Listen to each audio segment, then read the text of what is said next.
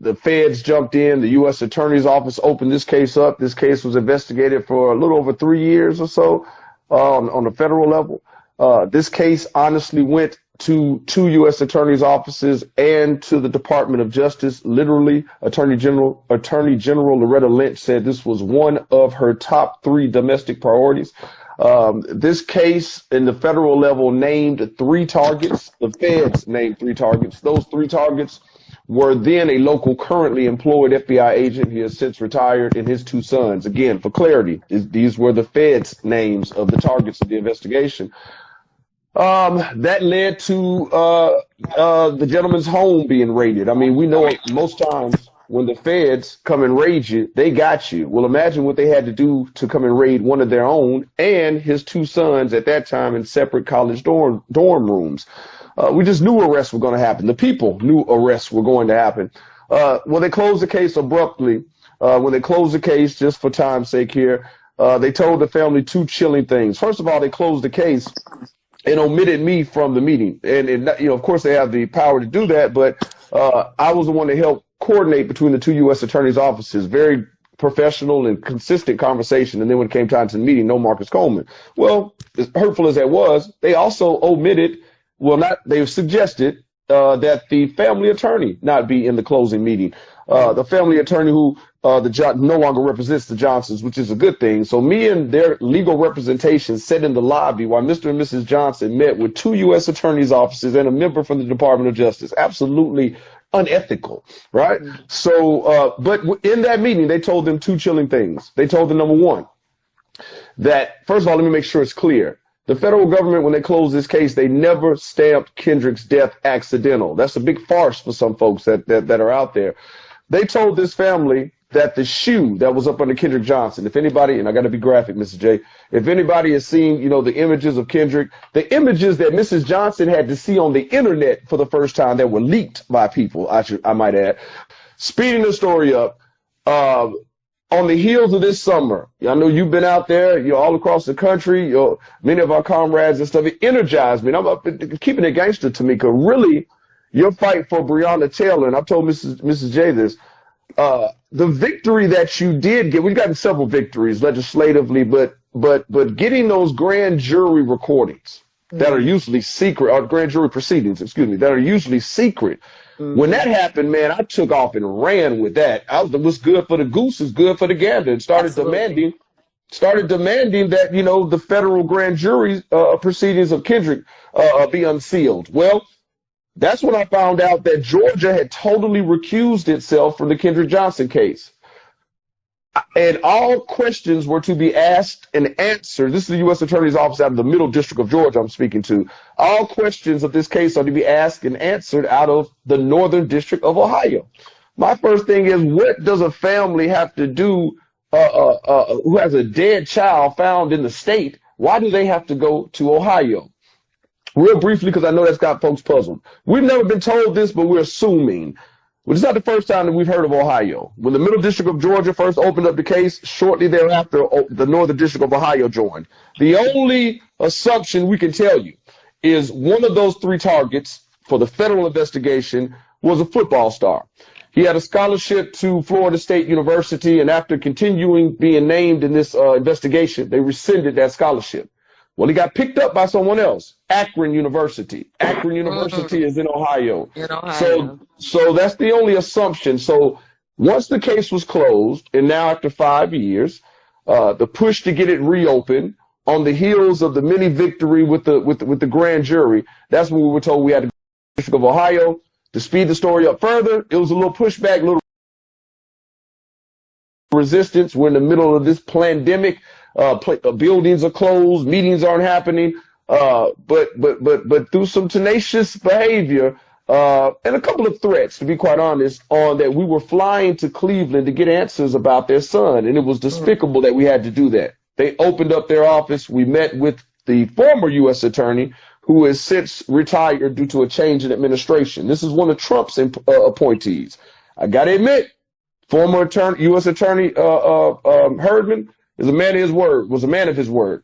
Mr. Johnson, Mrs. Johnson and I, we met with him. We laid out the reasons why we felt like this case should be reopened. He made no promises other than they would look into it.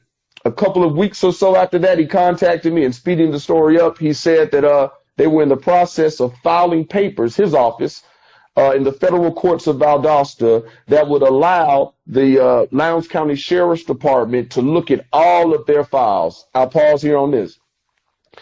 That resulted in 17 boxes being sent to Lowndes County Sheriff's Department. Kendrick had 17 short years on this earth. We don't think it's happenstance that our trip to Cleveland, that the 17 boxes, each one representing a year of that young child's life, is now the ultimate reason why the case has been reopened on a state level, where charges that are more applicable to what happened to Kendrick can be applied here, like murder, like manslaughter, so on and so forth, that don't exist on the federal level. So we're ecstatic. Wow. But there's some new things happening. How confident are you that and it's not related, the new evidence that you all have been able to secure is unrelated to the fact that the case has been reopened? It just so happened that the case is reopened, and now something just fell into your lap that you all are trying to authenticate. So how optimistic are you at this point? Cautiously, right? Cautiously optimistic. I mean, and that's another reason why Mrs. J started off with talking about the emotions. Listen, we're trying to authenticate a tape that appears to be a Caucasian male, but a tape that definitely has a person admitting to being involved in the killing of Kendrick Johnson. This is what this mother has just recently heard. I mean, as elated as I know she is to hear it, now we're waiting for this authentication process to go through. And then there's talk about it being a cruel hoax. And so you got people saying this, people saying that. I mean, listen, I know you're going through a little something, and we'll get to that later, because I want to talk about what Mrs. Johnson is currently going through right now. And it ties into the shit that you're going through. Mrs. Johnson and myself are being talked about, which we know that happens on a regular basis, but people aren't truly happy that this case is open. And I know it's because of the hurt that some people are experiencing, very similar to Mrs. Johnson, and they wish that this was their loved one. Hell, I've got an unsolved murder by vehicle of my little cousin. I wish, his name could be, in these reopening of investigations. But I'm happy for Mrs. Johnson. We got to stop tearing each other down. We in the same damn circle. I mean, this is very recent. And so again, so there are people who have experienced loss that have made comments about the case being reopened and like so what you're saying is that the jealousy is really wow. I mean, we are living in a time when and it's sad because all of it is being caused by white supremacy, right? All of it is being caused by white supremacy. That white supremacy has crippled us in such a way and has harmed our communities in such a way that we don't even want to see another family be blessed, right? Come on now. That they receive. I mean, I've seen families literally upset that George Floyd and Breonna Taylor's family have received some level of, civil justice for the death of their children. It's really sad. And while you want to get upset and you want to defend and fight back and all of that, you realize if you really have a level head when you sit with it, that there's so much pain, that there's so many people that have been harmed, that folks can't even they can't even gather in their own mental space how to sit and be supportive and understand that a win for Miss Johnson is a win for all of us, because if she's able to get her son's case reopened and she can win, we can continue to make the case that all the cases need to be reopened, right? We know all the cases need to be reopened, but having Mrs. Johnson, Kendrick Johnson received justice gives us the fuel that we need to go and say to Come this on. current administration that all these cases need to be reinvestigated. Yes, So ma'am. so now what do you need us to do? Is there a place that we can donate, first of all? We were just asking Mrs. Johnson, is there a place that people can donate? I have a GoFundMe, and it's Justice for KJ. Well, you're doing that, Tamika. I can't What say is his it called? name. KJ? It says sorry. Justice for KJ. I'm sorry. Justice for KJ. hmm I want to remind the people that this is a 17-year-old child that when their family exhumed his remains, didn't have one single organ in his body. So Kendrick's case is so layered because we know that there was a coalition of retired FBI agents that sent Loretta Lynch, former Attorney General, a letter demanding her to stop depleting federal sources in this witch hunt. It was shortly thereafter that the case was abruptly closed. So I'll be honest, it's our position that the Obama administration, who had already, I mean, what case goes to the top 3 priority desk of the Attorney General and then there's no results?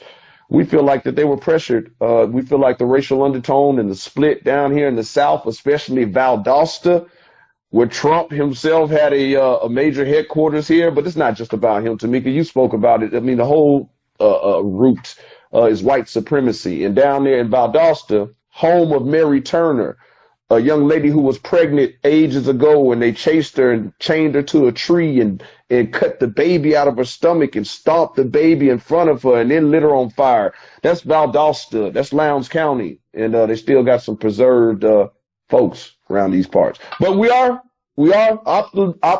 optimistically cautiously optimistic, excuse me. And I'm thinking of not saying hopeful and thankful all in one. Like Ms. J said, I mean, Sheriff Polk, he reopened this investigation. He would appear to be one of those preserved figures of Valdosta. And though we're thankful for him reopening, and he's been working, we're very cautious. So on top of donating, we need you guys to just contact the Lowndes County Sheriff's Department and let Sheriff Polk know how much support, the Kendrick Johnson movement has. A family that currently owes $250,000 in legal fees due to their terrible representation that hopefully we'll be dealing with on a matter trying to rectify that. But this family owes. They no money have they gotten. They owe $250,000 currently right now legally. What? Listen, their representation that Mrs. Johnson, I'm just so happy to be able to even publicly continue to say it and accurately. Their representation has put them in a rut, as far as folks say. We're thankful for the reopening because the reopening now has given birth to legal warriors now wanting to come on, where folks didn't want to touch this case because that's what a lot of people didn't know behind closed doors. Any and everything that's happened to this family, the no justice, it's not just our damn justice system. It's their terrible representation that they've had. And I'm so glad, again, the court has been cut with this man, because instead of arguing the hours of the legal work that the 20 or some odd team that was against this one man, instead of arguing the hours and the amounts that were submitted in the hearing for the attorney fees, the judge told this man, the former attorney of this family, it would behoove you to deal with these hours and these amounts. We aren't here to argue the death of Kendrick Johnson. They walked out of that hearing owing $250,000 due to their representation. And hopefully the Georgia bar will see that there are grounds for reversal on that.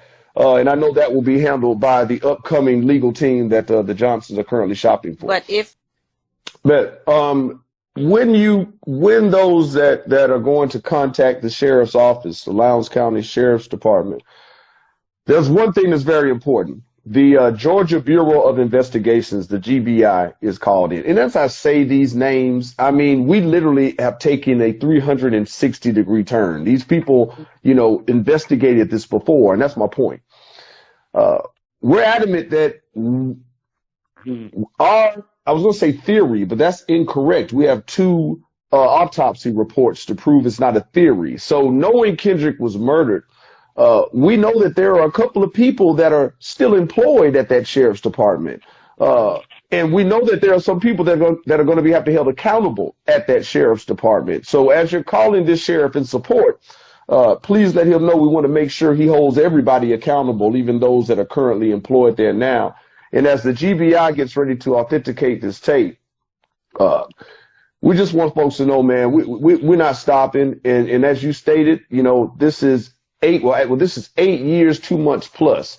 So for those of you that are a year out, that are 2 years out, 3, 4, 5, so on and so forth, we're 8 years, Mrs. Johnson and Mr. Johnson, 8 years. And we feel like this reopening that they never expected. We feel like the powers that be buried it at the federal level, but they never expected it to rise up again. And I really think people are shook. So Right. I feel you on changing that to me.